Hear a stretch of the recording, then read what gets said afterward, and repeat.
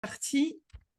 Bienvenue dans cette troisième édition du Sommet de la science des émotions. Je sais que la thématique qui arrive intéresse un bon nombre de personnes. Juste pour une introduction, professeur, la publication que j'ai faite sur le sujet, elle a été partagée 35 fois sur Facebook. Donc, il y a matière à en parler. Je vous souhaite à tous la bienvenue. Vous savez comment fonctionne le sommet. Les caméras et les micros restent éteints. Vous pouvez communiquer dans le chat. L'idée, c'est que ce soit un échange. On a la chance de profiter du savoir et de l'expérience du professeur Tarquinio sur le sujet du trauma complexe. Vous pouvez nous écrire dans le chat. On essaiera de répondre à tout le monde. En tout cas, on fera du mieux qu'on peut. Et on va passer entre 1 heure, maximum 1 heure et demie ensemble. Et je vais juste pas perdre trop de temps parce qu'on a pas mal de choses à dire. Je vais vous présenter rapidement, professeur Tarquinio, même si je pense que tout le monde vous connaît dans la salle. Mm. Vous êtes professeur à l'Université de Lorraine, psychologue, psychothérapeute, directeur du centre Pierre Janet de Metz. Vous avez un parcours extraordinaire dans le domaine. Vous êtes pionnier de la thérapie EMDR en France. Vous avez introduit la recherche et l'enseignement universitaire dans ce domaine. Et vous travaillez aussi sur le sujet des effets des violences subies pendant l'enfance, des répercussions sur la santé physique, mentale, émotionnelle. Et puis, ce que j'aime beaucoup aussi, c'est que vous avez, enfin, en tout cas, vous travaillez de manière intégrative et ça me parle. Et aujourd'hui, on a choisi de parler du trauma complexe. Alors, j'ai envie de démarrer avec une question. Est-ce qu'on dit le trauma complexe ou les traumas complexes? On dit le trauma complexe, en fait, hein. C'est le trauma complexe. Euh, D'accord. ou le psychotraumatisme complexe, ça va dépendre. Ok. Alors, vous pouvez nous poser les questions dans le chat. Je pense qu'il y en aura beaucoup. Euh, Comment est-ce qu'on peut définir le psychotraumatisme complexe, professeur? Alors,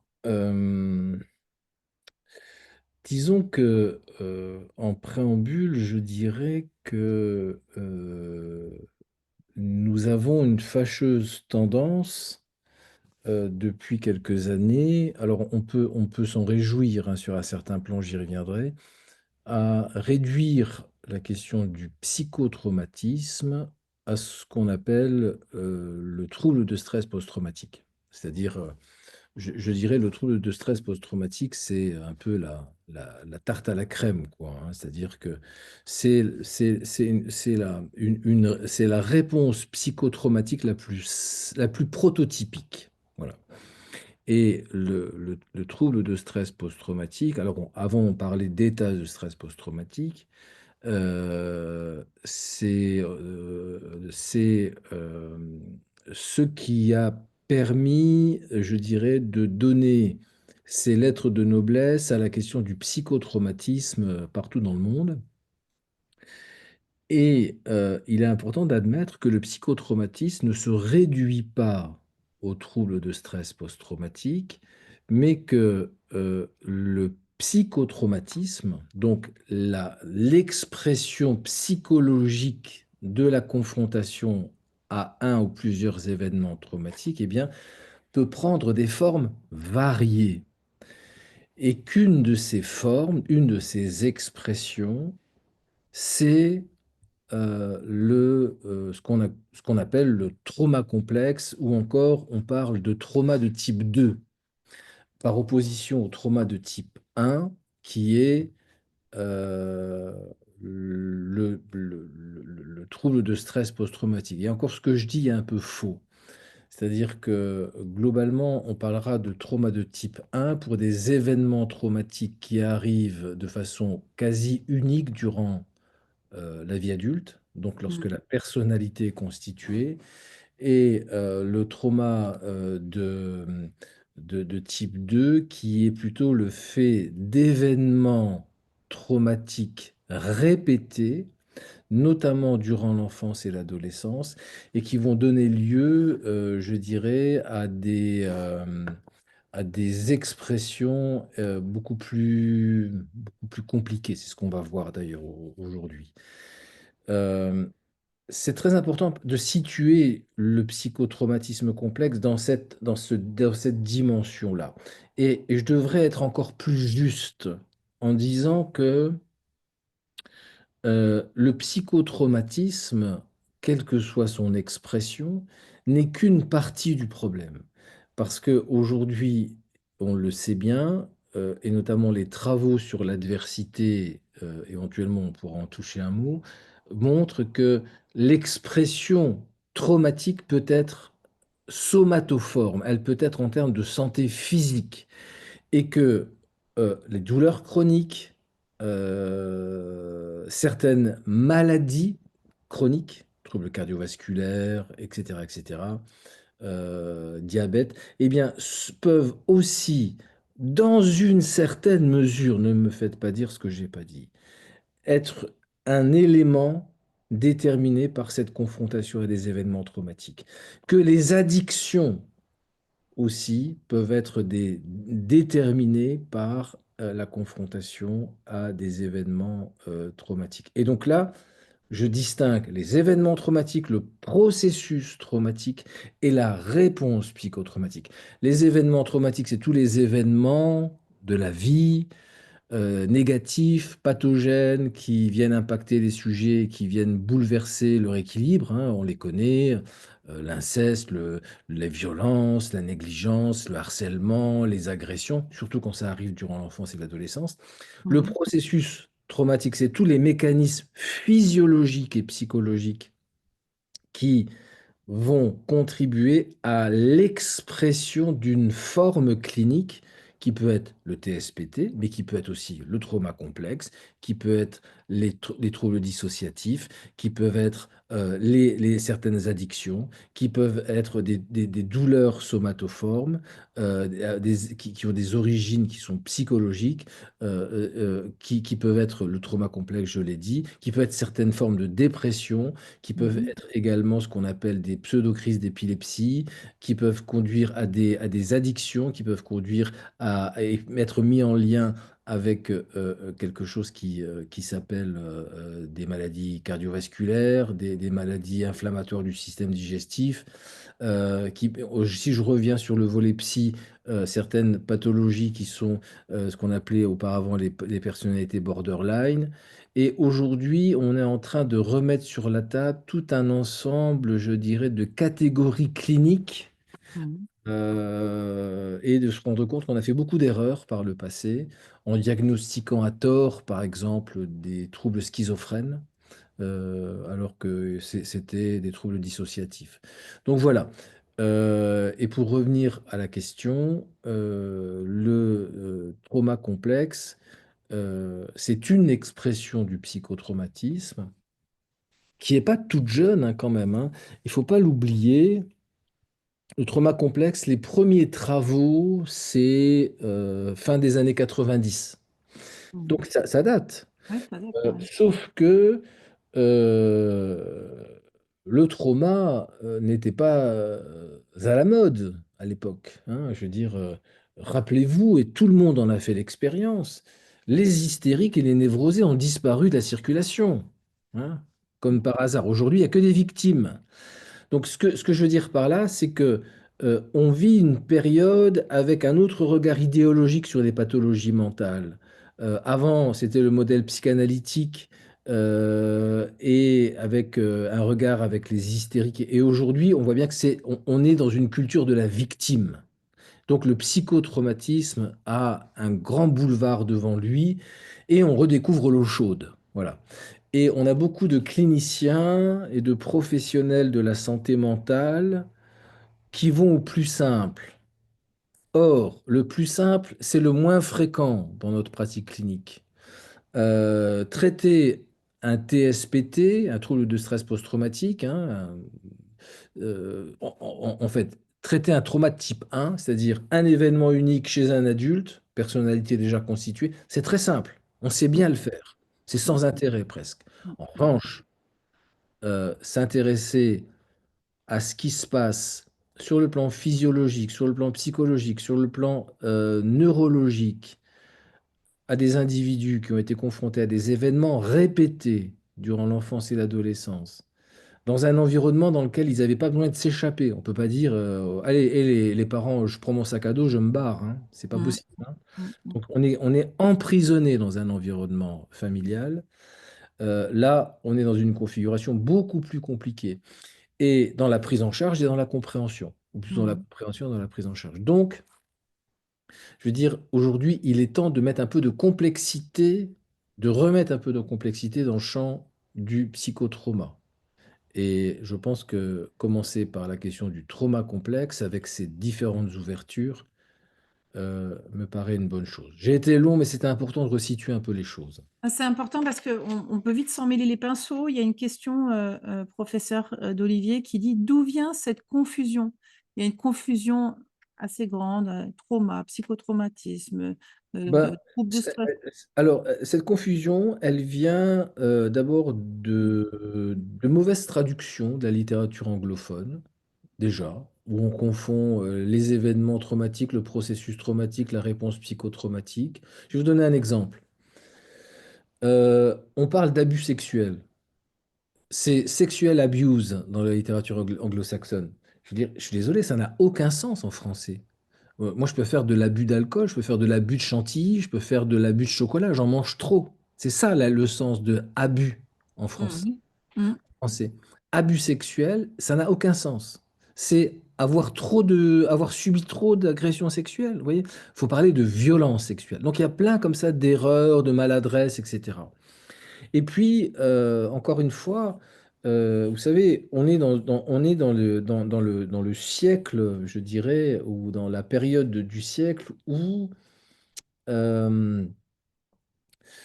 comment dire, la psychologie est devenue un vrai centre d'intérêt, et tant mieux, on s'intéresse de plus en plus à la santé mentale. D'ailleurs, 2025 est l'année de la santé mentale. Et je dirais que on est dans une volonté de toujours simplifier à outrance les choses, toujours dans une volonté de, de caricaturer parfois les choses, vous voyez. Et, et, il y a un problème de son? Oui, je crois qu'il y a un problème de son. Je suis en train de regarder si personne n'a son Non, c'est micro. visiblement, c'est moi qu'on entend.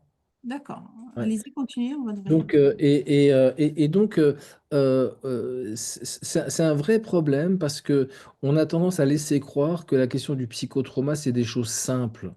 Or, c'est tout l'inverse. Et on va le voir quand on va rentrer un peu plus dans le dur de ce que c'est que le psychotraumatisme et le traumatisme complexe, et on abordera un petit peu les troubles dissociatifs. Donc, il y a un manque de rigueur intellectuelle, pour être très clair. Et je pense que c'est important de remettre un petit peu plus de clarification dans ce domaine. OK. Alors, ce que je propose de faire, c'est une première définition, enfin, vous en avez déjà un petit peu parlé. euh, euh, Comment est-ce que le traumatisme complexe finalement trouve ses origines? On a parlé d'adversité tout à l'heure. Est-ce qu'on pourrait faire le lien avec, effectivement, on dit sous d'autres termes aussi le trauma du lien de l'enfant? La- Oui, alors, où est-ce que ce terme trouve son origine et cette entité clinique trouve son origine? Ben, c'est très simple, c'est-à-dire que euh, il faut refaire un peu d'histoire pour comprendre, et on commence à vraiment parler de psychotraumatisme, encore une fois, de TSPT, de troubles de stress post-traumatique, de façon sérieuse à partir de 80-83. Et là, on a l'émergence et la parution de ce qu'on appelle le DSM, hein, c'est la Bible des Mhm. psy. Et on voit apparaître pour la première fois un tableau clinique de TSPT à l'époque d'état de stress post-traumatique. Et c'est grâce aux anciens du Vietnam. Et d'ailleurs, pour les plus âgés, on se souvient que tous les héros des années 80 sont des anciens du Vietnam, et tous font des cauchemars, tous repensent au Mhm. Vietnam. Hollywood s'est emparé de ces patients-là, et on commence à émerger ce tableau clinique-là qui est très intéressant, qui a beaucoup évolué, Et puis, il y a des praticiens qui se disent, mais en fait, c'est marrant parce que ça ne correspond pas à mes patients. Mhm. Et on a des patients, en fait, qui ont eu des vécus traumatiques durant l'enfance, l'adolescence, et qui euh, présentent des tableaux cliniques qui sont comme des sandwichs, c'est-à-dire on peut lui donner un diagnostic de dépression, on peut lui donner un diagnostic de trouble de stress post-traumatique, on peut lui donner un diagnostic de dissociation. Et ce sont des gens qui ont des troubles du comportement alimentaire, ce sont des gens qui sont dans l'automutilation, ce sont des gens qui ont des addictions. Donc, vous voyez, on a une espèce de millefeuille comme ça de diagnostic. Et là, les gens se disent, mais ça colle pas. Mhm. Cette multiplication des diagnostics dit simplement une chose, c'est que notre diagnostic est faux. Voyez. Ou alors, ça dit que notre arsenal diagnostique n'est pas assez riche. Voyez. Et donc, vous avez des gens qui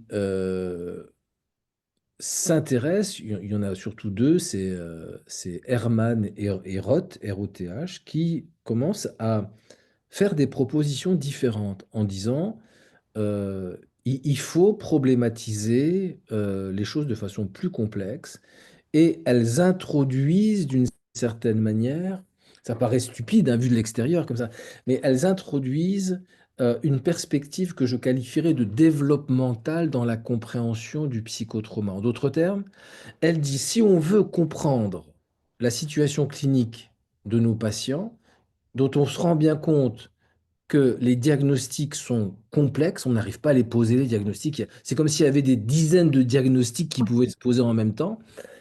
Eh bien, il faut reprendre leur histoire.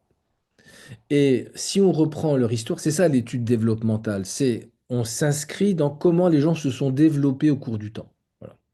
Et on se rend compte à ce moment-là que ces gens qui ont une multiplicité de diagnostics, hein, c'est mon fameux millefeuille, eh bien, ils n'ont pas eu une vie comme les autres, en fait.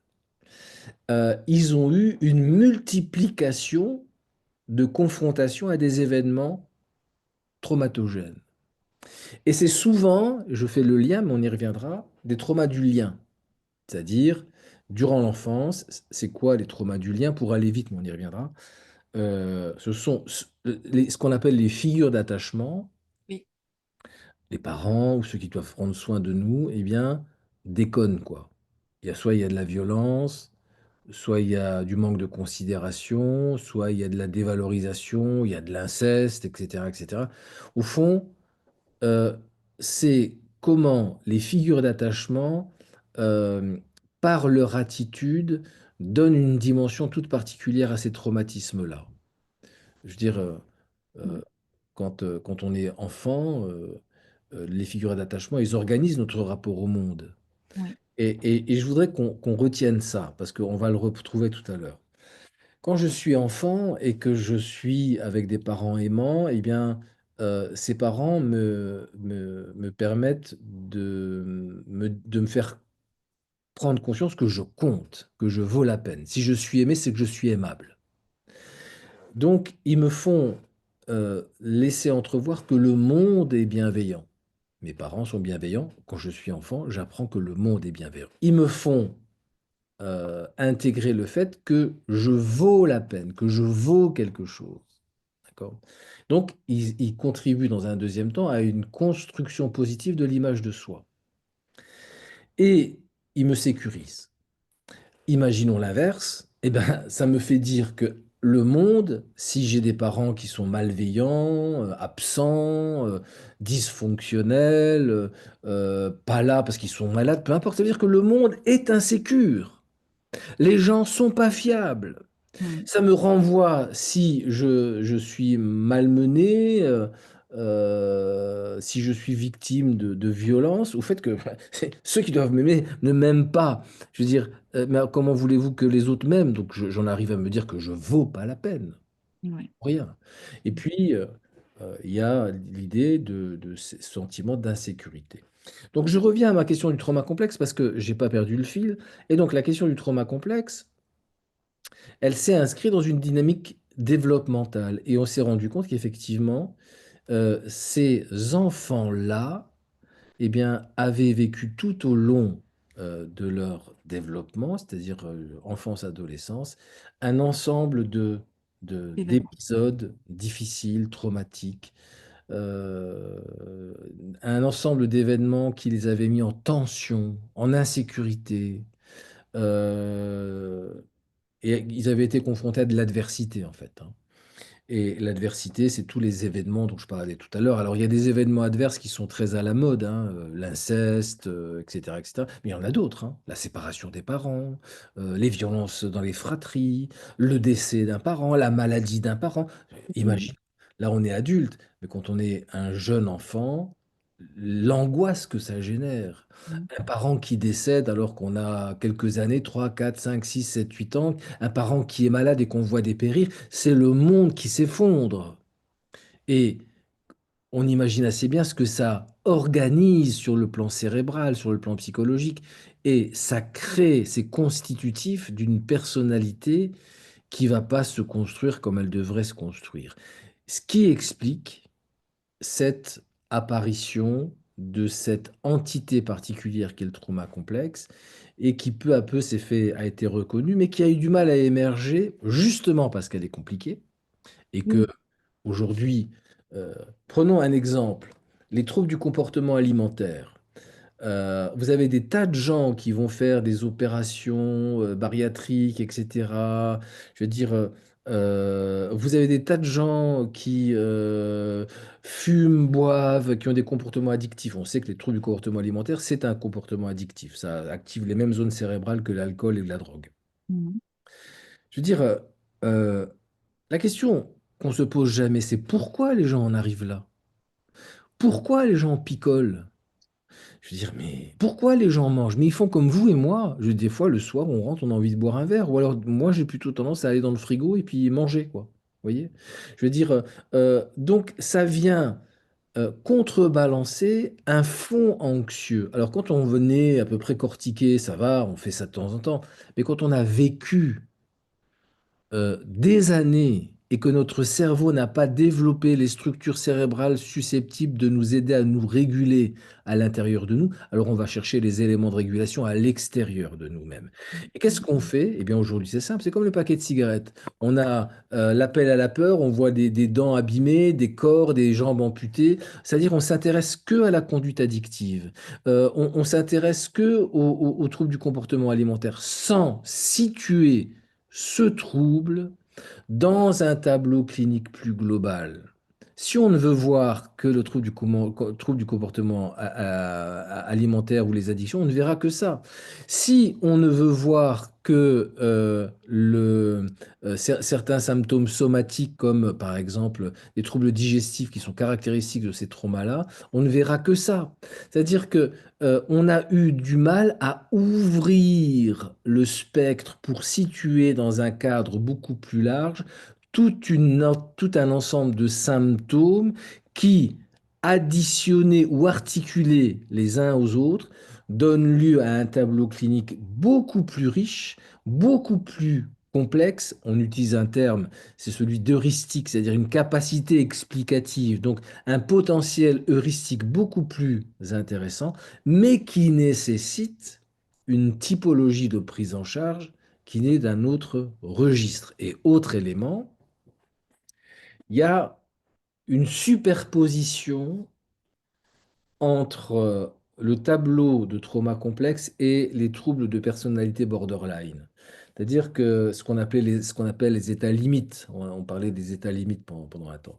Les gens ils utilisent le terme être borderline, c'est être à la limite, sauf que c'est une entité clinique, hein. Et cette dimension du trouble borderline, il se trouve qu'elle a beaucoup de ressemblances avec le trauma complexe, mais il y a aussi des différences. Et souvent, beaucoup ont récusé l'existence de ce trauma complexe en se disant que c'était déjà du trouble du borderline. Mais les choses ont beaucoup évolué et on se rend compte que sans doute les borderline, d'abord il y a des borderline qui n'ont pas un vécu traumatique. Et puis le tableau clinique du borderline, il y a quand même des différences avec un trauma complexe. Voilà.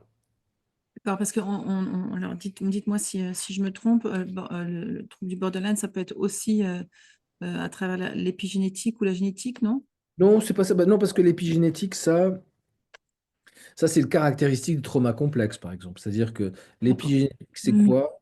L'épigénétique, c'est comment l'environnement vient altérer le fonctionnement de certains gènes, et en particulier les gènes qui jouent un rôle dans la régulation des hormones de stress, des glucocorticoïdes. Bon, j'ai mené quelques travaux ici au laboratoire et on a écrit un livre d'ailleurs sur psychologie et épigénétique. Et l'épigénétique, c'est comment l'environnement vient rendre dysfonctionnels des gènes qui permettent la régulation du stress et des hormones de stress. C'est comme si vous aviez une voiture sans frein, il n'y a qu'un accélérateur. Et donc ça crée un terrain favorable à la survenue de maladies chroniques. Parce que un stress chronique qui ne peut pas se réguler pendant des années, c'est-à-dire que ce sont des gens qui sont toujours sous tension, Tout le temps. eh bien, à un moment donné, vous avez une altération du système immunitaire. Et le Mhm. système immunitaire, du coup, devient moins efficace pour lutter contre certaines pathologies. Voilà. Ouais, tout a un lien, hein, tout est Et absolument lié. Professeur, on a déjà plein de commentaires. On va essayer de garder le fil. Alors, je réponds à une dame, hein, vous allez euh, être de mon avis. Priscilla, vous dites il vaut mieux rester en couple pour les enfants et leur éviter un trauma. Alors, bon, bah, si le couple ne s'entend pas et que c'est un univers d'adversité pour l'enfant, je pense que c'est l'effet inverse qui va se passer. Parfois, il vaut mieux. Et après, on ne sait pas suivant les gens, mais parfois, il vaut peut-être mieux se séparer et faire ça de manière la plus propre voilà, c'est-à-dire possible pour que l'enfant. voilà, il y a pas de règle, hein. Je veux dire, Voilà. franchement, il y a pas de règle, c'est à voir au cas par cas. Il y a des fois, effectivement, parfois il vaut mieux rester, mais parfois il vaut mieux se séparer. Ça dépend de ce qui est en jeu dans le couple, dans la séparation, dans la famille. Je veux Mm. dire, bon, vous savez, toutes les pathologies naissent des familles. La plupart de nos dysfonctionnements sont le fait de dysfonctionnements de nos familles. Même nos parents les plus aimants ont été dysfonctionnels. Même nous, moi j'ai trois enfants, j'ai Mm. été dysfonctionnel.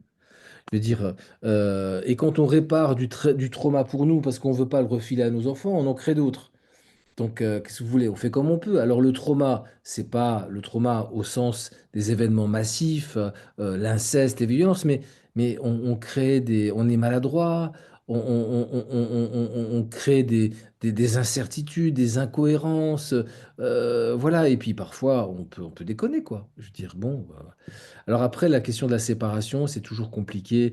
Là, il n'y a pas de règle. Il faudrait avoir une discussion plus large, quoi. Mm. Mm. Et puis après, c'est la vie, hein. On fait du mieux qu'on peut. Euh, Essaye. c'est la vie. On nous demande, professeur, est-ce que le trauma complexe est reconnu par le DSM aujourd'hui ou il figure toujours dans la catégorie fourre-tout du TSPT? Non, non, non. Avec le DSM, alors il est surtout il est surtout reconnu par la CIM 11 depuis peu, ce qui est quand même pas rien. Et de ce point de vue, c'est plutôt pas mal. Donc, on retrouve une version, je ne sais pas si on l'abordera maintenant, mais on retrouve surtout dans la CIM 11. Après, comment dire, dans le DSM-5, ouais, le DSM, il fait un peu la danse du ventre, hein. Parce que on a quelques symptômes qui pourraient laisser entrevoir quelque chose quoi, sur une présence d'un trauma complexe, notamment dans le critère D du DSM-5. Mais pas vraiment, quoi, hein. Je veux dire, il pourrait être très clair, en fait. C'est la CIM 11, donc l'OMS, qui a reconnu une version, je dirais, édulcorée du trauma complexe. Dans le DSM-5, on a rajouté un groupe de symptômes qui sont les symptômes D, qui dans le DSM-5 comprennent l'altération négative des cognitions et de l'humeur, mais c'est tiré par le cheveu, quoi. Donc, très Ok. clairement, le DSM-5 ne reconnaît pas le trauma complexe, ça va venir. La CIM-11 propose une vision dont on va parler tout de suite, tiens, mais qui va évoluer parce qu'elle est caricaturale. Je m'explique. Est-ce que vous pouvez Euh, juste, professeur, pour ceux qui nous suivent, parce que je pense que tout le monde ne sait pas, qu'est-ce que le DSM-5 et qu'est-ce que la ah oui, CIM-11, juste pour que les gens... Le DSM-5, globalement, alors, on a une maison mère qui est l'American Psychologist Association, c'est l'association américaine de psychologie qui donne le tempo mondial des pathologies et qui publie régulièrement un ouvrage qui est un ouvrage avec des tableaux cliniques. C'est un manuel diagnostique. Donc, on en est à la cinquième version. D'accord. Donc, dans cette version-là, on trouve le TSPT, qui a évolué d'ailleurs, mais on ne trouve pas le TSPT-C complexe. D'accord. La CIM, c'est l'OMS cette fois. L'OMS fait un répertoire de toutes les maladies, y compris les maladies mentales. Et donc, dans la CIM 11, donc la 11e version de ce document, l'OMS a reconnu une version trop appauvrie, mais une version quand même du trauma complexe. D'accord. Et cette version du trauma complexe, elle est assez intéressante parce que elle considère, et vous allez voir le lien avec ce que je disais tout à l'heure, que pour qu'il y ait un trauma complexe, il faut qu'il y ait un TSPT, ça on sait ce que c'est, plus trois symptômes. Premier symptôme, euh, une difficulté à réguler ses émotions. Donc on n'arrive pas à réguler ses colères, ses peurs, euh, ses angoisses. Deuxième euh, symptôme, c'est une vision négative de soi. Tiens, ça nous parle, hein, parce que j'ai évoqué ça tout à l'heure. Troisième symptôme, une perturbation dans les relations avec les autres. Tiens, ça me parle aussi, c'est ce que j'ai évoqué tout à l'heure. D'accord? Donc, l'OMS dit le trouble, le trauma complexe, c'est important hein, techniquement. Ça a l'air compliqué, mais ça l'est pas. C'est un TSPT, donc un trouble de stress post-traumatique, plus trois symptômes. Voilà. J'arrive pas à gérer mes émotions, j'ai une image de moi négative et j'ai un problème dans ma relation avec les autres. Bon, c'est déjà pas mal, mais il manque des bouts, quoi. Voilà. Donc, il manque des bouts. Et ça veut dire que quand même, le trauma complexe est reconnu, quand même. D'accord. Et ça, c'est bien. Oui, Euh, Ça, c'est bien, ça montre que ça commence à changer. Alors, reconnu, mais inconnu. Ah, énormément de monde hein, qui oui, connaissent pas du tout. Euh, malheureusement. Et malheureusement, et aussi beaucoup de monde qui ne le connaissent pas parmi les professionnels. oui, Et oui, c'est ça le grand scandale. oui. Je peux, oui, oui, je peux en parler. Quand on en parle, on peut très vite, entre professionnels, euh, pas être d'accord ou quand on est au contact de professionnels qui ne le savent pas, il y a des frictions, quoi. Oui. Euh, alors, comment est-ce qu'on peut, qu'est-ce qu'on peut donner pour les gens qui nous écoutent? Alors, on a des professionnels et on a des gens qui sont concernés aussi, les deux. Quels sont les symptômes Ah, d'un... alors, c'est important parce que je sais que le propos est pas simple, hein. Donc j'essaye vraiment d'être clair parce que il y a de la complexité autour du trauma complexe. D'abord, je voudrais juste resynthétiser deux choses. La première, c'est que pendant longtemps, on s'est satisfait de quelque chose qui est psychotrauma, trouble de stress post-traumatique. J'ai dit, ça c'est plus vrai, le psychotraumatisme, il est protéiforme. Une de ces expressions, c'est le trauma complexe. Le trauma complexe, c'est un trauma développemental. C'est-à-dire, c'est un trauma, le plus souvent, qui est la conséquence d'une histoire de vie de nature traumatique. C'est-à-dire qu'on a été confronté à plein d'événements plus ou moins intenses, mais quand on est enfant, ado, notre cerveau, il n'a pas la même capacité que nous adultes.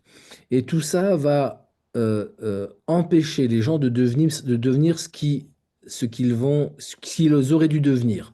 C'est important parce que ça veut dire que, et je voudrais qu'on prenne une petite seconde avant que je poursuive, c'est que le trauma complexe, c'est une transformation de la personnalité. Très important.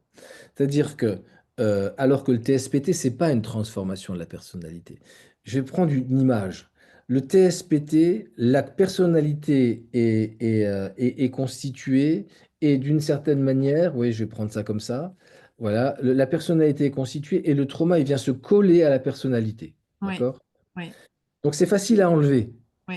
Trauma complexe, l'événement traumatique, eh Se bien, mêle arrive en même temps et s'entremêle avec la construction de la personnalité. C'est-à-dire, il devient constitutif de la de la personnalité. personnalité. Et là, c'est une autre histoire. D'accord? Donc, c'est pas du tout du même registre. D'accord? Et puis, j'ai dit, c'était le deuxième point important, c'est que, effectivement, ça fait l'objet d'une reconnaissance qui a été longue à venir et qui est encore trop longue à venir parce que beaucoup de gens, et ça m'énerve, travaillent sur le TSPT comme si c'était la clé à tous les problèmes. Or, on a très peu de TSPT en fait. Il y a très peu de gens avec des TSPT au quotidien, dans les cabinets. Je veux dire, ça représente 5%, 7% de la population en France. Et puis, on sait très bien les traiter. En revanche, les traumas complexes, il y en a beaucoup plus. Je veux dire, parce que vous et moi, on a inévitablement été confrontés à des événements plus ou moins marquants. Parfois, on a su s'adapter, d'autres fois, on n'a pas su s'adapter. Et là, ça donne lieu à des tableaux cliniques beaucoup plus compliqués. Et j'ai dit, l'OMS a reconnu le trauma complexe en disant, le trauma complexe, c'est un TSPT plus 3 symptômes. Sauf que c'est un peu plus compliqué que ça, parce qu'il y a plein de tableaux cliniques qui existent et qui sont très intéressants, et je vais essayer de les décrire. Par exemple, je vais donner un peu des symptômes comme ça, mais pour les commenter et puis pour montrer à quel point c'est compliqué, on va pas faire la liste des symptômes, ce serait ennuyeux à mourir. Par exemple, ce qui caractérise le trauma complexe, ce sont des patients qui sont avec des préoccupations suicidaires chroniques. Souvent, c'est toujours là. Hein. Évidemment, hein, je veux dire. Alors, c'est pas toujours là, mais c'est souvent là. Il faut toujours avoir cette attitude-là, parce que ça peut ne pas être là. Mais il y a un fond, et il peut y avoir des comportements et des passages à l'acte. Hein. Avec ces patients-là, ils sont fragiles. Il y a souvent des comportements d'autodestruction, d'automutilation. C'est caractéristique, ça. D'accord? On va avoir des gens qui peuvent alterner dans leur humeur avec parfois des colères explosives ou à l'inverse, des émotions extrêmement inhibées. D'ailleurs, vous avez beaucoup de patients, et surtout les hommes, qui viennent au cabinet, qui disent, ouais, ma femme m'a dit, c'est plus possible, je me mets en colère. Et il me dit, je comprends pas, docteur, parce que je me mets en colère et je comprends pas. J'ai tout pour être heureux, je comprends pas cette colère. Mm. Alors, ça nous amène sur autre chose parce que la colère, et d'ailleurs, je leur dis, quand vous êtes en colère, est-ce que vous vous sentez coupé de vous-même? Est-ce que vous avez du mal à redescendre? Et oui, ils vous disent, mais on me dit qu'on me reconnaît plus. Et j'ai Mhm. du mal à redescendre. Et ça, c'est des colères dissociatives. C'est comme on se Ouais. coupait de soi-même. Hein. Mm. On peut avoir également, lorsqu'il y a eu des violences sexuelles, de l'inceste ou des attouchements, une sexualité compulsive, ou à l'inverse, une sexualité qui a complètement disparu. Bah oui, évidemment. Je veux dire, la sexualité qui disparaît totalement, bah oui, ça me permet d'éviter de me rappeler de ce que j'ai vécu. Ça. Mm. Rappelons-nous, je veux dire, le corps devient un disque de rappel. Mm. Hein. Être touché ou toucher un autre corps, ça vient réactiver des souvenirs, d'accord? Et qui vont replonger les gens dans ces événements-là. On va trouver des états et ça c'est complètement oublié par la CIM, de dissociation. C'est quoi la dissociation? C'est très intéressant. À l'occasion, on pourra faire un truc sur la dissociation un jour, Mm. parce que euh, la dissociation, c'est l'inverse de l'association. On se coupe de soi. Alors, quand on est confronté à des événements traumatiques, soit on arrive fuir, soit on arrive se battre, soit, eh bien, les événements sont tellement massifs qu'on va se couper de soi-même. D'accord? Eh bien, c'est-à-dire que c'est une manière de se protéger. C'est-à-dire, vous savez, ça vous est déjà arrivé, ça? Moi, ça m'arrive. Vous avez, en plein été, vous avez votre téléphone, il est au soleil, et à un moment donné, il fait tellement chaud que le téléphone se coupe. C'est une technique, une technologie qui permet d'éviter que le téléphone chauffe de trop et que les composants soient abîmés. Il se coupe. C'est prévu, c'est technologiquement prévu. Eh bien, c'est pareil. Notre cerveau, parfois, lorsque c'est trop intense, il se coupe. D'accord? Mais il se coupe, mais c'est comme le téléphone. La mémoire continue à fonctionner. D'accord? Et donc, on garde la mémoire de ce qui a conduit à cet événement qui était trop intense, qui nous a obligés de nous couper, et on continue à fonctionner. Eh bien, on a ces mécanismes-là, on va se couper des événements les plus difficiles. Et ce sont des gens qui ont appris dès qu'ils sont dans l'épreuve, dès qu'ils sont dans les difficultés, eh bien, ce mécanisme-là qu'ils ont développé, eh bien, ils vont le remobiliser. Il y a deux mécanismes qu'on connaît bien, c'est la dépersonnalisation et la déréalisation. La dépersonnalisation, ce sont ces patients qui vous disent, moi j'ai été victime de violence et d'inceste, et quand ça arrive, et à chaque fois que ça arrivait, et ils vous disent, même aujourd'hui encore, lorsque je suis avec mon amoureux ou mon amoureuse, ça m'arrive encore, eh bien c'est comme si je sortais de mon corps. Mm. Je suis comme observateur de ce qui m'arrive. C'est-à-dire qu'à un moment donné, votre cerveau, eh bien, pour se protéger, vous coupe. C'est comme si on abandonnait son corps. Et vous avez des gens qui disent, j'étais observateur, observatrice de ce qui se passait. J'étais plus dans mon corps. Et ce sont comme des mécanismes pour se sauver, voyez, hein, et qu'on va retrouver effectivement à différents moments, y compris tout au long de la vie. Vous avez également un sentiment de honte, de culpabilité. Vous savez, on porte ça. C'est comme si cette honte, cette culpabilité, c'est nous, alors qu'on a été victimes, hein, n'oublions pas. C'est nous qui la portons, cette Ouais. honte et cette culpabilité. Je veux dire, et puis ce sentiment, mais qu'on est tellement différent des autres, qu'on ne sera jamais comme les autres. Vous voyez, qu'on a été marqué à jamais par ce qui nous est arrivé. Violence sexuelle ou pas, hein. Je veux dire, on n'est pas comme les autres. Nous, on nous a maltraités. Et si on nous a maltraités, c'est qu'on n'était pas comme les autres. Et si on nous a pas aimés, c'est qu'on n'était pas comme les autres. On vaut pas comme les autres. Petite parenthèse. Imaginez si j'ai cette vision-là, moi, de moi-même et qu'un jour un beau prince charmant me tend les bras. Mais à la fois, je veux dire, je vais être heureux, mais je serai terrorisé à l'idée de le perdre. Et donc je vais tout faire pour jamais le perdre, y compris me perdre moi-même et accepter l'inacceptable. Voyez où ça nous amène parfois, d'accord? Parce que ça nous amène à des traumas du lien et à des troubles du lien, d'accord? Et ça, c'est très important.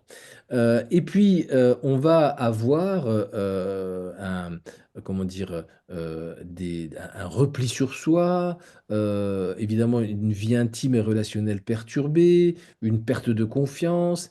Et puis, on va aussi avoir quelque chose qui est des problèmes de santé physique. Ça, on l'oublie toujours. Vous voyez, ça n'apparaît pas ça dans la CIM 11. C'est-à-dire que Mm. dans le trauma complexe, rappelez-vous, stress chronique, parce que le trauma, il y a une dimension qui active la physiologie du stress. Stress chronique, altération du système immunitaire qui devient moins efficace pour lutter contre les attaques pathogènes. Et donc, vous avez des gens qui sont en mauvaise santé physique aussi. D'accord? troubles digestifs, les Mickey par exemple, mais aussi, quand je pose la question aux patients, mais oui, j'ai toujours eu des problèmes digestifs. Bah oui, Mhm. douleurs chroniques. Et les médecins disent, mais on ne comprend pas, il n'y a pas de raison d'avoir Y a mal. rien, ouais. Voilà. Mhm. Symptômes cardio-pulmonaires. On a fait une étude ici qui a montré comment le fait d'avoir vécu des événements répétés durant l'enfance et l'adolescence avait des impacts en termes de santé cardiaque.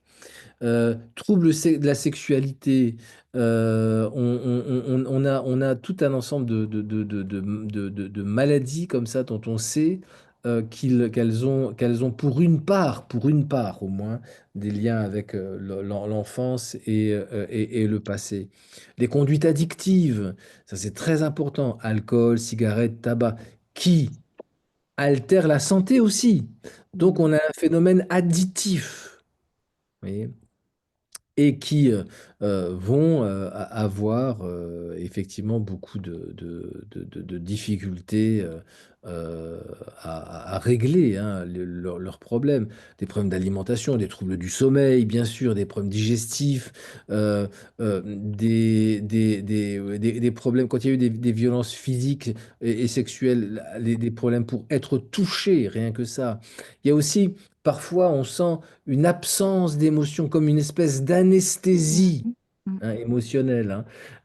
Mais aussi une difficulté à décrire les émotions. On ne sait pas faire, on n'arrive pas à décrire hein, ces émotions, dire ce qu'on ressent, d'accord? Et ça, c'est vraiment très important, sans compter ce que j'évoquais tout à l'heure, hein, le dégoût pour soi, l'agressivité, parce qu'on n'arrive pas à réguler, hein. On peut vite devenir agressif, hein.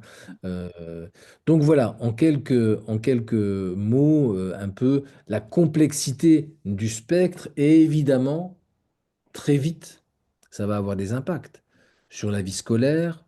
Il y a beaucoup de mauvaises performances, il y a des problèmes disciplinaires, il y a de l'échec scolaire, il y a des conflits avec le Père Noël, avec le personnel scolaire, des Mhm. difficultés d'apprentissage. Bien évidemment, vous savez, lorsque votre cerveau il est occupé à sauver votre peau, il ne peut pas être occupé à faire des apprentissages.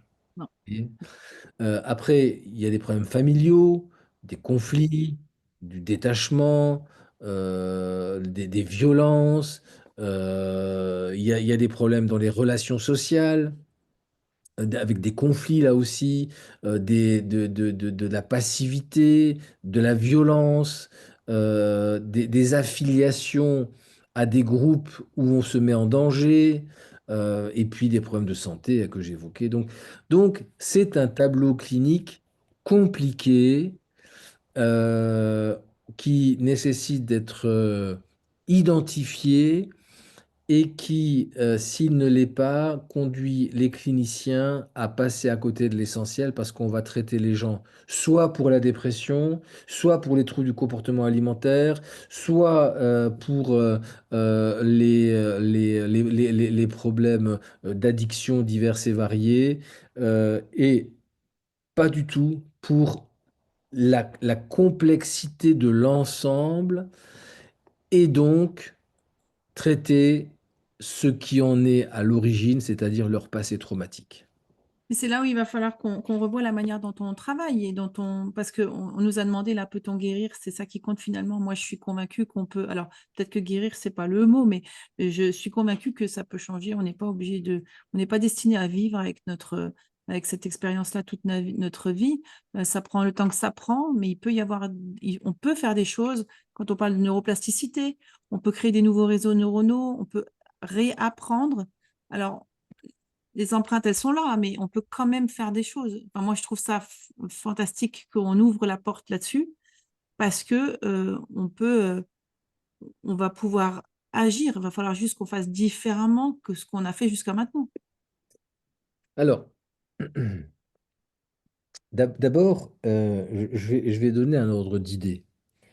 Si on prend en charge un trauma simple, aujourd'hui, si j'ai un trauma simple sans aucun problème, hein, euh, c'est-à-dire il n'y a pas d'autre antécédent, c'est un TSPT simple. En 5 6 séances, allez, 7 8 séances de MDR ou de TCC ou d'hypnose, Globalement, toutes les thérapies fonctionnent. Voilà. Mhm. Et ça va assez vite. Et il y a des thérapies qui ne fonctionnent pas. Les thérapies verbales, ça ne marchera pas. Ça, vous pouvez passer des jours à raconter votre vie, du trauma, ça marchera pas. Ça marchera pas. Il faut des thérapies, même pour un TSPT, qui soient plus offensives, hein, plus curatives, hein, il faut qu'on aille réparer les réseaux de mémoire, hein. Je veux dire, comme disait mon ancien patron, dans certains cas, les thérapies verbales, c'est comme faire pipi tous les matins. Ça fait du bien, Mhm. mais tous les matins, on recommence. Ça suffit pas. Mhm. Mais avec des thérapies aujourd'hui un peu modernes, je veux dire, peu importe laquelle, on s'en sert bien, on s'en sort bien. L'ICV, l'EFT, l'EMDR, l'hypnose, ça marche, pas de problème. Faites quelque chose, quoi. Surtout faites quelque chose. En revanche, en revanche, quand on a un trauma complexe, c'est une autre paire de manches. D'abord parce qu'il n'y a pas une thérapie qui est indiquée pour prendre en charge le trouble. Il n'y a pas, comme en EMDR, TSPT, il y a une indication. C'est comme les médicaments, hein, voilà. Pour le trauma complexe, il n'y a pas d'indication. Parce que nécessairement, le thérapeute aura besoin de faire appel à une multitude d'approches. Ça va être à la fois de la thérapie sur thérapie verbale, avoir des techniques de régulation des émotions, faire des thérapies de l'exposition, faire de la désensibilisation, faire des thérapies corporelles. Il va falloir énormément travailler la relation thérapeutique. Rappelez-vous, les traumas sont des traumas du lien. C'est bien. Mhm. Et là, on passe à 3 ou 4 ans de thérapie. Ouais. D'accord? Donc on n'est pas sur la même échelle. D'accord? Et ce sont des thérapies qui parfois nécessitent tout un temps qu'on appelle de stabilisation. Et c'est quoi la stabilisation? La stabilisation, elle est sur 3 dimensions. C'est la stabilisation cognitive, psycho-émotionnelle et relationnelle. Ça veut dire quoi? Ça veut dire que d'abord, on va faire en sorte de redonner confiance au patient. Et la confiance, ça se gagne. Ce pas des patients qu'on peut juste prendre le jeudi de 8 heures à 8h30. C'est pas possible. C'est des gens, c'est pour ça qu'un thérapeute ne peut pas avoir beaucoup de traumas complexes, parce que c'est des gens avec lesquels on est en contact toute la semaine. Donc c'est des petits échanges, c'est un SMS. Bien sûr, quand je suis en cours, je ne peux pas vous répondre, mais je vous répondrai. D'accord? C'est un contact pour dire, on va réassurer le lien, on va redonner confiance en l'autre, à la personne. Donc c'est un vrai travail, rien que ça, c'est un vrai travail. Et tout peut basculer d'un moment à l'autre parce que ce sont des gens qui sont changeants. Ils peuvent être sur un mode indifférent avec le thérapeute, ils peuvent être sur un mode un peu agressif avec le thérapeute, ils peuvent être sur un mode séducteur avec le thérapeute. Mhm. Et là, il faut une épaisseur du moi solide. Ouais. Bien. Stabilisation cognitive, il faut leur expliquer ce qui se passe. Il faut leur expliquer ce qui leur arrive. Donc, expliquer, c'est déjà donner de la prise cognitive. Et puis, il faut leur donner des outils pour les apprendre à s'autoréguler. Parce qu'il faut les maintenir dans ce qu'on appelle la fenêtre de tolérance. C'est-à-dire, il faut que voilà, ça déborde pas trop par le bas, l'hyperactivité. Il ne faut pas que ça déborde trop vers le haut, pardon, et il ne faut pas que ça déborde trop vers le bas, l'hypoactivité. D'accord? Et donc, ça peut prendre plusieurs mois. Et c'est seulement après qu'on aborde les réseaux de mémoire traumatique. Parce que si vous abordez trop tôt les réseaux de mémoire traumatique, mais vous allez mettre votre patient en insécurité et donc vous allez compromettre le lien thérapeutique. Voyez. Donc, ça nécessite un plan de traitement spécifique qui commence par une phase de stabilisation, Ensuite, par des stratégies pour aborder progressivement le traitement des réseaux de mémoire. Et dans ce plan de traitement, on va avoir ce qu'on appelle des plans de ciblage où on va cibler spécifiquement ce qu'on va être amené à traiter ou pas et comment on va le traiter, avec quelle approche on va le traiter et avec quelle intensité. Voilà. Et il ne faut pas hésiter à faire appel à la pharmacopée. Je veux dire, moi, je vois les psychologues qui font la danse du ventre avec les antidépresseurs et les anxiolytiques, mais c'est une erreur. Je veux dire, nous sommes formés pour savoir, et si les gens ne le sont pas, ben, c'est qu'il y a un trou dans la raquette dans leur formation. On est formé pour savoir quel antidépresseur, quel anxiolytique on peut, en accord avec le patient, proposer, avec le médecin, proposer au patient. Mhm. Première intention, deuxième intention. Et aujourd'hui, là, j'ai ouvert un DU, là, il a commencé ce matin, sur l'utilisation des plantes, de la phytothérapie, de l'aromathérapie, de l'homéothérapie et des champignons dans la prise en charge des patients. Mhm. Donc, on a accès à tout un ensemble qui permet de donner un outillage au patient pour réguler ses émotions. Ça suffit pas tout seul parce qu'il faut la psychothérapie, mais la psychothérapie seule ne suffit pas. Il faut se donner de l'aide. Parce qu'on ne peut pas dire à un patient, mais écoutez, pendant 6 mois encore, pendant 2 ans encore, vous allez en baver. Mhm. Ouais, d'accord. On peut les mettre sous antidépresseurs, on peut les mettre sous anxiolytiques, en attendant d'arriver à ce stade-là, où on pourra progressivement réduire tout ça. Mais les anxiolytiques, les antidépresseurs, s'il faut en arriver là, je veux dire, ça permet d'apaiser les souffrances. Je veux dire, la question, c'est pas c'est mauvais, c'est bon. L'alcool, c'est pas mauvais, c'est bon. Ça dépend quel usage on en fait. Je veux dire, eh bien, c'est pareil pour la pharmacopée.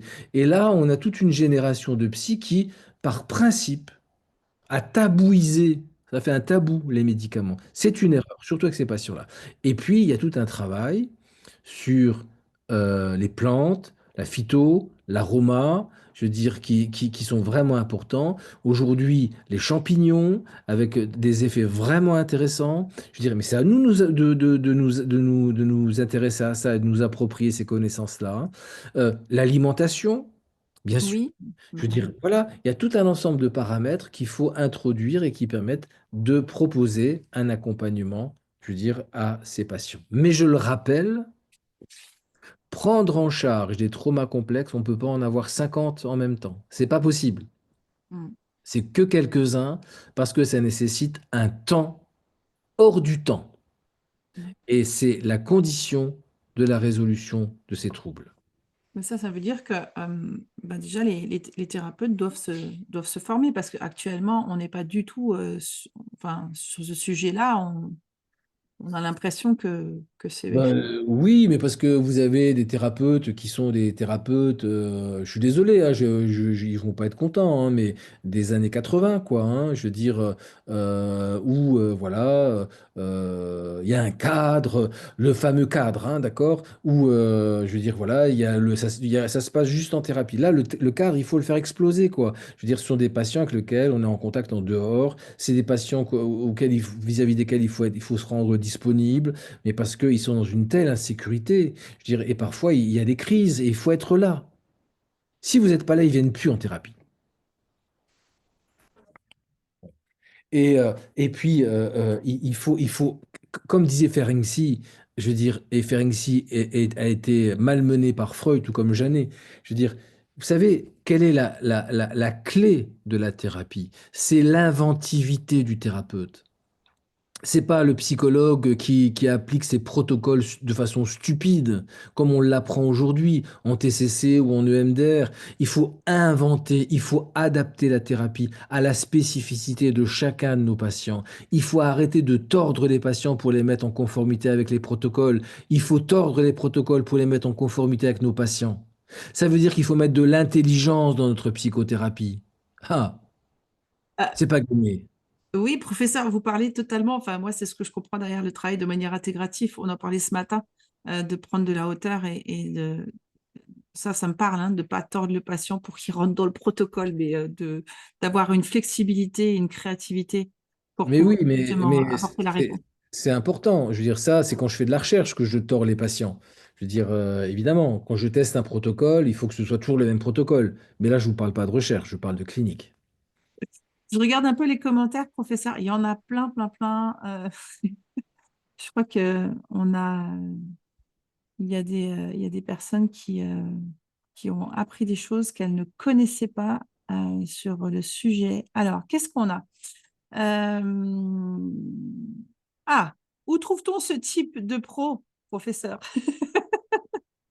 Ben, il y en a, je veux dire, mais de toute façon, c'est simple. Je veux dire, il faut déjà voir comment ça se passe dans la relation. Il faut les interroger. Il faut voir comment ils travaillent. De toute façon, je veux dire, encore une fois, quel diagnostic ils posent. Là aussi, hein, vous en avez qui font la danse du ventre. À nous, les psys, on pose pas de diagnostic. Bah, changer de métier, quoi. Je veux dire, faut changer de métier, faut arrêter, quoi. Aller vendre des frites. Je veux dire, on a besoin de poser des diagnostics. Un diagnostic, c'est pas enfermer des gens. Je veux dire, un diagnostic, c'est évolutif, mais ça permet de cadrer à peu près ce qu'on veut faire avec les patients. Je suis désolé, quand j'ai un trauma complexe, en fonction de la typologie du trauma, j'adapte ma thérapie. Je veux dire, et c'est ça l'enjeu. Alors, où est-ce qu'on les trouve? Ben, il y en a des bons, comme partout, il y en a des pas bons, il y en a des moins bons. Il faut parfois faire essai-erreur, et vous avez beaucoup de traumas complexes qui sont en errance thérapeutique. Voilà. Parce que ils vont voir des psys qui leur font faire n'importe quoi. La gestion du stress, respirer. Bah oui, au cas où vous l'aviez oublié, vous pourriez mourir, quoi. Je veux dire, Oui. c'est un peu plus compliqué que ça. Je veux Mm. dire, et c'est une prise en charge totale qu'il faut envisager. Mm. Vraiment. Mais là, on est vraiment plus, enfin, on en a parlé là, hein, on est plus que trois symptômes, hein. Bon, c'est déjà bien qu'on ait le TSPT plus trois symptômes, mais on est à plus que ça, Oui. de toute façon. Euh, alors, attendez, il faut que je dise des commentaires, il y en a plein. Finalement, au vu de la description des symptômes cités, quelle est la différence entre un trauma complexe et un état limite diagnostic différentiel? Oui, c'est un problème. C'est un problème. Alors, il y a une différence, c'est que dans les derniers travaux sur les personnalités borderline, c'est que quand on a... Parce qu'il y a toute une frange... Alors, le problème, c'est que ça, c'est aussi, ce sont les études. Donc, mais il y a toute une frange de patients borderline qui n'ont pas été confrontés à de l'adversité. Mais néanmoins, on voit bien qu'il y a, il y a quelque chose de très proche. J'ai l'impression, mais là, c'est qu'une impression. Ce que je vais dire est une impression. Le deuxième chose n'est pas une impression, c'est l'état de la littérature. C'est que j'ai le sentiment que les passages, les suicides, pas les passages à l'acte, hein, pas les tentatives, sont plus le fait des borderline. Ça, c'est la première chose. Et deuxième chose, c'est que on observe que passé 40-45 ans, il y a une diminution de l'intensité des symptômes chez les borderline, ce qui n'est pas le cas des traumas complexes. Voilà. Donc, il y aurait quand même des différences. D'accord? Mais la collègue a complètement raison. Diagnostic différentiel. Ouais. Et entre les deux, voilà, il peut y avoir des éléments. Ce qui caractérise aussi le trauma complexe, c'est la dimension dissociative qu'on retrouve beaucoup moins chez les pas du tout même chez les borderline qui n'ont pas un vécu d'adversité ou un vécu traumatique. Et donc, mais il y a toute une partie de... Alors le problème, c'est est-ce que il y a toute une partie de borderline qui n'ont pas un vécu traumatique ou est-ce qu'on n'a pas évalué la présence de ce vécu? Ça, on est dans une telle reconfiguration de la psychopatho que c'est un peu difficile à dire. Et, quand le diagnostic de trauma complexe a été posé, mais que les médecins qui sont sur le physique, maladie associée, restent sourds à ce sujet, au risque de faire plus de mal que de bien, que peut-on faire? Pleurer, pleurer, parce qu'il y a un défaut de culture. Et le problème, c'est que on est dans ça. Alors ça, c'est vraiment actuellement mon cheval de bataille. C'est santé mentale, santé physique, les deux versants de la même médaille, quoi. Il faut arrêter de dissocier. Mais oui, mais ça veut dire, un, que les psychos se forment un peu plus aux maladies somatoformes et aux maladies somatiques et chroniques. Deux, que les médecins soient plus au fait des pathologies mentales. Et là, franchement, bienvenue, hein, parce que là, ça va être compliqué et on a du mal, on a déjà du mal à trouver des médecins. Alors si en plus on va leur demander d'avoir ce type de compétences, les pauvres, ils ont tellement de choses à faire, c'est vrai, hein, c'est compliqué. Donc oui, c'est compliqué. Ouais.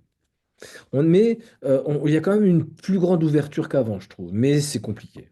Ouais, Alors, je vois le rôle de professeur, le rôle de psychoéducation ou d'éducation, vous voyez, ouais, ce que qui est tellement important parce que déjà, ouais, rien que pour le grand public, ce qu'on est en train de dire là, il y a des personnes qui mettent des mots sur des choses qu'ils vivent et ils se disent, waouh, ben, je peux peut-être avoir une idée d'où ça vient et du coup, ça peut donner des petites, la lumière dans le tunnel, quoi. ouais. Oui, oui, ça donne de la prise cognitive, quoi. Ça redonne un peu de contrôle.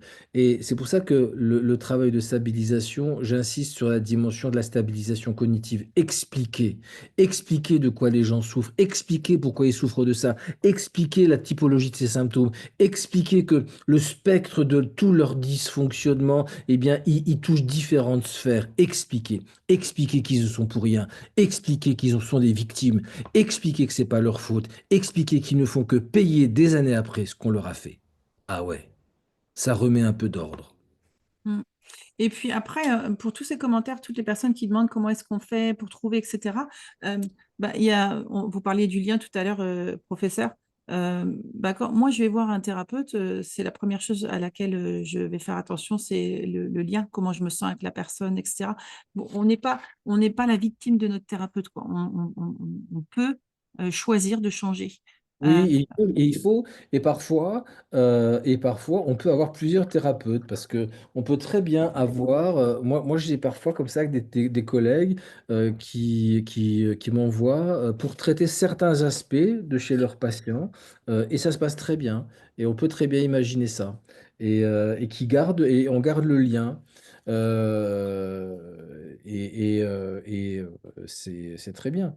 Alors, il faudrait quand même dire que dans le trauma complexe, on peut aussi trouver des troubles dissociatifs qui sont beaucoup plus sévères et qui sont ce qu'on appelle on appelait ça avant les personnalités multiples, c'est ce qu'on appelle aujourd'hui le TDI. oui, Et c'est vraiment important parce que c'est une pathologie hein, assez lourde hein, qui mérite là aussi d'être quand même un peu identifiée. Hein. La question du TDI, c'est comme si on était des dépositaires de deux ou plusieurs états de personnalité distincts. Voyez? Et c'est très à la mode, hein. On voit ça aujourd'hui dans les réseaux sociaux. Vous avez des jeunes qui se vantent d'avoir plusieurs alters, comme ils disent. Hein. Je veux dire, je les plains si c'est le cas, parce que moi, je n'irai pas à la radio hein, ou dans les médias, parce que c'est une immense souffrance. D'accord? C'est-à-dire que, en fait, j'ai dit tout à l'heure que la dissociation, c'était un état de coupure qui correspondait à des moments liés à celui qui est celui du trauma. Le TDI, eh bien, c'est l'extrapolation de ça. C'est-à-dire, c'est comme si on était habité par personne. différents logiciels. Mm. Et des logiciels, c'est comme si vous avez votre ordinateur et des fois c'est Word qui prend le contrôle et des fois c'est Excel. Ils font pas les mêmes choses. Voyez? Et du coup, parfois vous avez l'impression de parler à Word et puis d'autres fois vous pouvez parler à Excel. Voilà. Alors, sauf que là, c'est une métaphore un peu gentillée, sauf qu'on peut avoir vraiment des personnalités très différentes. Mm. Mm. Il y a, il y a il y a une perte, comme on dit dans le jargon, on a une perte de la permanence du soi. Vous voyez? Et ça, ce sont souvent des traumas lourds hein, qui ont eu lieu durant l'enfance et l'adolescence. Hein. Ouais. Ouais. On n'en parle pas beaucoup. Moi, j'avais étudié ça dans mon étude de psychothérapie en Allemagne et ma professeure avait une patiente qui avait 12 différentes et il y en avait une qui buvait notamment. Donc, elle ne se souvenait pas, elle retrouvait des bouteilles d'alcool. Donc, c'est pas, effectivement, enfin, moi, je vois pas du tout de drôlerie là-dedans, mais on n'en parle pas beaucoup. J'entends pas beaucoup Non, parler de ce sujet, en ça commence, mais on commence à avoir de vrais. Alors, il y a de vraies théories aujourd'hui là-dessus, et puis il y a des modes thérapeutiques aussi qui existent. Il y a de plus en plus de spécialistes, mais c'est comme tout, hein. Je veux dire, là aussi, vous avez quelques thérapeutes thérapeutes qui sont un peu spécialisés. Si les gens ont envie de thérapeutes qui sont un peu solides pour le trauma complexe les troubles dissociatifs, il faut qu'ils aillent sur le site de l'AFTD, l'Association francophone du trauma et de la dissociation. Et d'ailleurs, vous verrez qu'il y a plein de vidéos gratuites qui vous donneront plein d'explications sur les différentes pathologies, la complexité du trauma, les troubles dissociatifs. C'est passionnant, c'est didactique, c'est juste et c'est gratuit. C'est AFTD, hein. AFTD, Julien va vous mettre Association le lien. francophone du trauma et de la dissociation. Et vous avez 2 saisons de podcasts géniaux. Ah, génial. OK, on va vous mettre le lien là dans les commentaires. On a, professeur, attendez, j'ai une question encore. Ah, Patricia demande, qu'est-ce que vous pensez, professeur, de la somatic experiencing? C'est très intéressant. Ici, on forme à ça.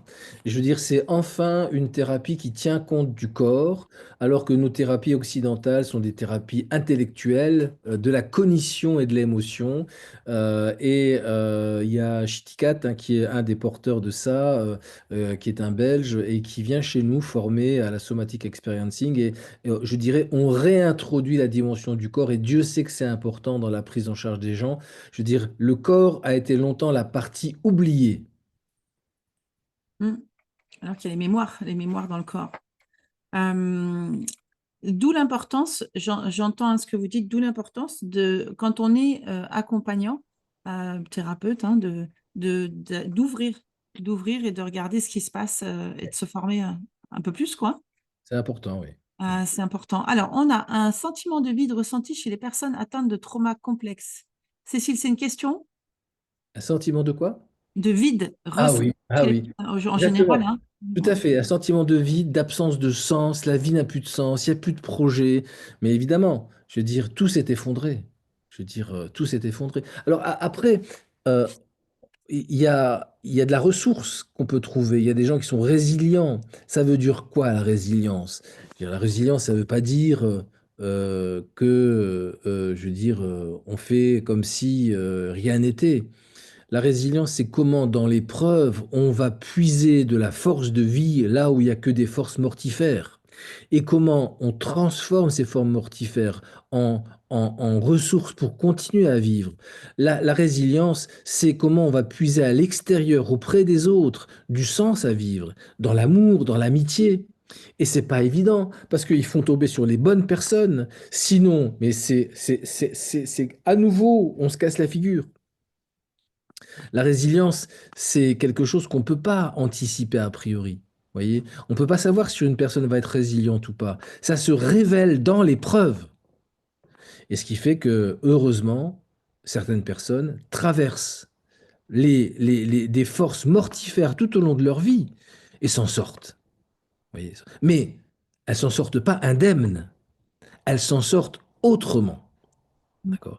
Elles s'en sortent en étant devenues autre chose. Mais c'est mieux que de mourir. Et c'est mieux que de devenir cinglé. Oui, parce que est-ce qu'on peut avoir des personnes qui souffrent de traumas complexes et qui finalement, bon, vous allez me dire, hein, et qui finalement s'en sortent en fait, arrivent à, comment dire, fonctionner Oui, sans que ce soit complètement. oui et non, c'est-à-dire que oui, on s'adapte comme on peut, on met en place des stratégies pour avancer. L'alcoolisme, c'est une stratégie, manger, c'est une stratégie, ne plus avoir de relations pour pas qu'on touche à son corps, c'est une stratégie. Vous voyez, on développe des stratégies. Mais la question que vous évoquiez tout à l'heure, est-ce qu'on peut guérir? Ma réponse est claire, non. C'est-à-dire que on va, toute sa vie, je crois qu'on reste atteint. Bien sûr, on va faire en sorte de réparer le plus possible, de faire en sorte que la voiture, elle puisse prendre la route, qu'on puisse se promener sur les routes de France avec notre voiture abîmée. Mais ce sera plus une voiture neuve. Et elle gardera toujours la trace du fait qu'elle a été accidentée. Mais on pourra continuer à vivre. Elle nous amènera jusqu'au bout de la vie. Mais il faut accepter que parfois, elle puisse tomber en panne. Il faut accepter que parfois, malgré les thérapies qu'on aura fait, elle puisse un matin ne pas démarrer. et qu'il faudra peut-être demander un peu d'aide pour la démarrer. Voyez? Donc, oui, on guérit au sens où on se remet en route et on peut retrouver une vie et retrouver du bonheur. Pas la béatitude, mais retrouver une vie normale. Mais en se disant que ce qui a été abîmé, je veux dire, restera abîmé. Et une voiture accidentée reste une voiture accidentée. On peut la réparer. Ce sera jamais une voiture neuve. Voyez? C'est là, ouais. Mm. Et ça, c'est assez important. Voyez. Il y aura, on portera toujours avec ces traumas-là euh, une fragilité potentielle. Donc, on peut parler d'intégration, alors plutôt que de guérison. Il y a un processus de réparation, vous voyez. Mhm. Guérison, quand j'étais jeune, j'aimais bien avoir l'ambition de ce terme. Aujourd'hui, je suis plus sûr. Mais je parle aussi par rapport à mon propre vécu, je crois. Mhm. Mais en tout cas, c'est un message d'espoir, hein, Marguerite le dit aussi, c'est un message d'espoir et de réalisme. Euh, voilà, c'est pas parce que on a vécu de l'adversité, c'est pas parce que on vit, on a des traumas complexes, etc., qu'on peut rien faire de sa vie. Mais bien sûr, c'est un message d'espoir. Nous sommes les thérapeutes sont des alchimistes. Ils peuvent transformer le plomb en or. Ça, je vais le C'est noter. notre job. Les thérapeutes sont des alchimistes. Et puis après, pour les patients, j'avais vu des alchimistes, j'avais vu un commentaire passé qui disait c'est un budget. En fait, oui, oui, bah, c'est où est-ce qu'elle est la priorité pour nous, patients? Oui, Euh, mais vous avez raison, mais c'est scandaleux ça. C'est-à-dire que oui, on n'est pas, non seulement on n'est pas tous aigus quant à la confrontation au trauma, mais en plus il faut avoir les moyens de se payer les bons thérapeutes, parce qu'ils ne sont pas remboursés par la Sécu. Mais votre collègue a complètement raison. Je veux dire, c'est un scandale. Je veux dire, parce qu'on considère encore que la santé mentale, c'est le parent pauvre, quoi. Mais aujourd'hui, une séance de thérapie, c'est 70, 80, 100 euros. Je veux dire, qui peut se le payer? Ceux qui ont les moyens. Je veux dire, c'est pas dans les CMP ou qui sont bondés que vous allez pouvoir trouver les professionnels qu'il faut. Ils font comme ils peuvent, ils gèrent l'urgence. Donc oui, oui, ah bah, complètement, hein. Je veux dire, c'est très déséquilibré. Il faut aller au Luxembourg chez nous, parce que là où vous êtes remboursé largement, j'ai même les collègues, ils ont dû augmenter leurs tarifs de consultation pour être à la hauteur du niveau de remboursement. On n'est pas sur la même planète, hein. Vive l'Europe. mais c'est une vraie thématique, hein. C'est pour ceux et celles qui veulent avoir le budget, c'est une vraie thématique. Oui, Hum, c'est un vrai problème. Mm. Ok, alors je vais prendre encore deux questions et après on devra clôturer. Bougez pas. Alors, au centre Pierre-Janet, Virginie, y a-t-il des thérapeutes qui utilisent le MDR? Bah, Oui, bien, tous. tous. Virginie, tous. Est-il encore possible de prendre rendez-vous avec vous? Pas avec moi parce que moi je consulte pas au Centre Pierre-Janet, mais oui, il y a une petite liste d'attente, mais oui, on consulte bien sûr, oui. Oui, je peux que recommander. Tu peux mettre le lien du centre Pierre-Janet, Duna, s'il te plaît, dans les commentaires. Et pour ceux qui veulent faire de l'EMDR, vous avez sur le site EMDR France et vous avez tous les thérapeutes accrédités partout en France. EMDR France. Et puis pensez aussi que vous pouvez choisir votre thérapeute.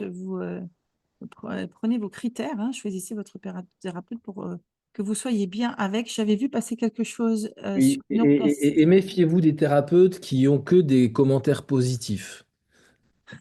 Voilà.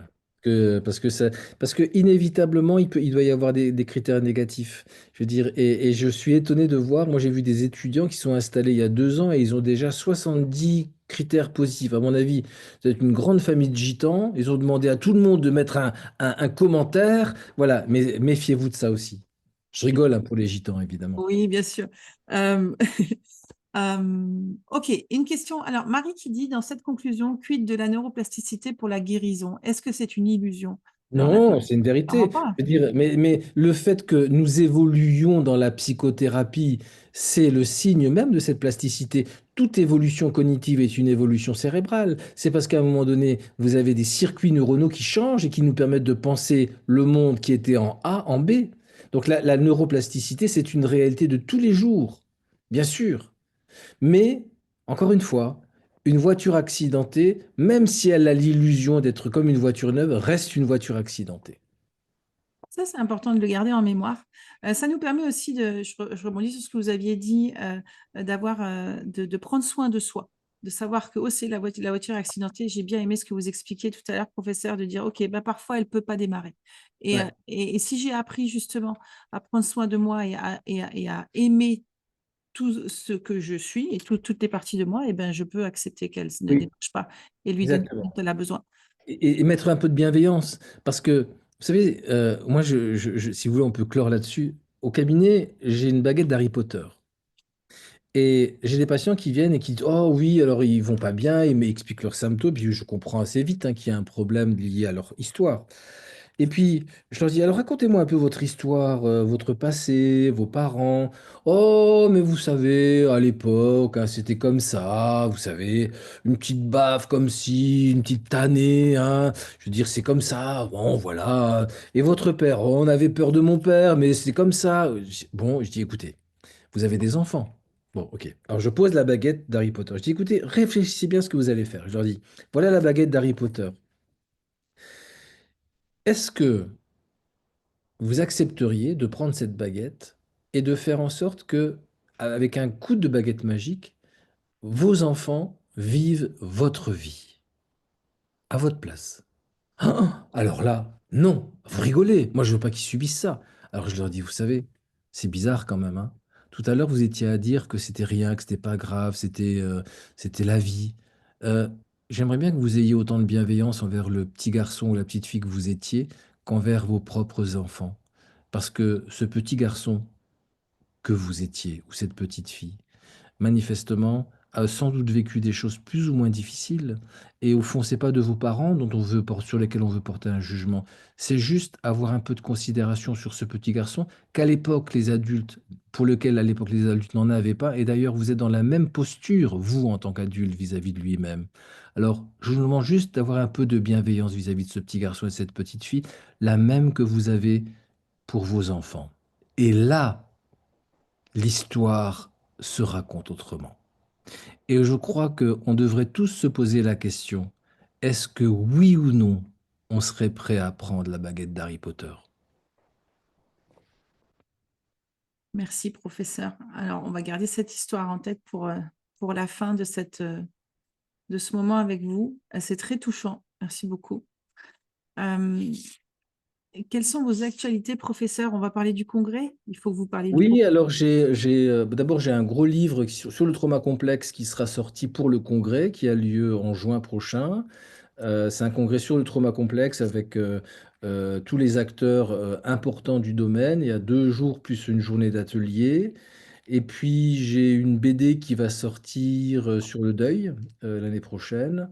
Et puis j'ai un livre là que je suis en train de travailler sur un peu un livre un peu grand public sur la santé des jeunes adultes. Voilà. Donc, Super.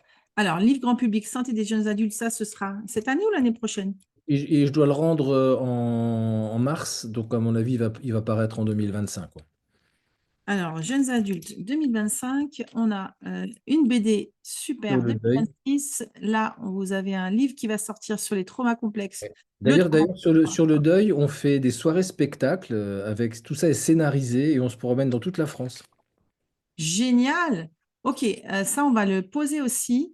Je vais poser dans le chat, attention à tout le monde, notre fameux lien Mentimeter.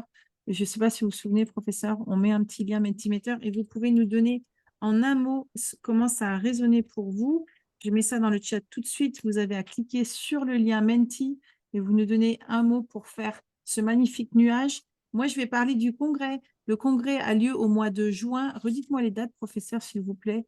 C'est le Ah oui, 23, je crois. et d'ailleurs, merci d'être partenaire de ce congrès. Avec Donc, plaisir. c'est un congrès où on attend beaucoup de monde parce qu'on a beaucoup de choses à dire. C'est le 12, 13, 14. C'est surtout le 13, 14. Le 12 juin étant consacré à des ateliers, et notamment des ateliers sur l'utilisation des champignons et des ateliers sur les entendeurs de voix. Donc, c'est assez intéressant, très original. Et ça se passe sur l'île du Saulcy à Metz et en distanciel. Voilà, c'est ça que je voulais dire, hein. Pour ceux et celles qui ne peuvent pas être sur place, on peut le faire en distanciel aussi. J'ai vu ça sur votre site, je trouve ça génial. 13 et 14 juin. On va regarder ce que vous nous posez comme mots. Le nuage commence à être grand. Je ne vais pas le partager, mais je vais vous donner les mots, monsieur le professeur. Passionnant, espoir, formidable, profondément humain, enrichissant, réconfortant, urgence de former. Le professeur est en cours, hein. De toute façon, je crois que vous n'aurez jamais assez d'une vie, professeur, pour, euh, pour travailler sur le sujet. Profond, résilience, harmonie, humain, bienveillance, frisson. Super. Moi, je vous dis un grand merci. Vous savez, comme j'apprécie quand vous nous racontez ces histoires, et d'ailleurs, on pourrait vous écouter des heures. Euh, Vous allez retrouver le replay du sommet sur le campus. On vous donnera toutes les ressources aussi du professeur, les liens vers les livres qu'il a écrits sur le campus. Vous cliquez, vous accédez au lien, le lien pour le congrès. On a plus de 1800 inscrits, professeur. On a beaucoup de gens qui vont venir en replay. Donc, Merci. et cette thématique-là, elle touche énormément de monde. Et nous, on se retrouvera. J'ai le double plaisir parce que le professeur Tarquinio revient le dernier jour du sommet pour le dernier échange sur le sujet de la santé One Health. On en parlera ensemble. Euh, Moi, je vous souhaite à toutes et à tous une très, très belle fin de journée. Professeur, merci. Merci beaucoup. À Je vous bientôt. dis à très vite. Et Au puis, on revoir. se retrouve demain on démarre à 9 heures demain. Et puis, je n'ai pas le planning sous les yeux. Il faut que tu m'aides, Douga. On va parler demain matin sauf si quelqu'un dans le chat a le planning sous les yeux parce que je ne l'ai pas Nous, regardé. c'est le 23 qu'on se voit, hein, c'est ça? Nous, on se voit jeudi, c'est le Ouais, 23, je crois, jeudi. Et on 23, se c'est voit ça. à 12h30. C'est ça, ouais, ouais, c'est ça. Donc, Voilà. c'est santé mentale et santé physique. Voilà, on fait le One Health, ouais. On Ouais, va parler du One Health jeudi. Donc, c'est santé de tout. ouais, Euh, c'est ça. Et on se voit demain matin à 9 heures pour le voyage du héros. On va échanger à 11 heures sur l'intelligence du cœur avec Jean-Pierre Houppe. Et à 13 heures, on va parler de HRV ou de variabilité de la fréquence cardiaque, sport et émotion. Que Bravo. des pointures. Je vous souhaite une très belle journée. À Je vous bientôt. dis à bientôt. Au Au revoir. revoir. Et au revoir à tous.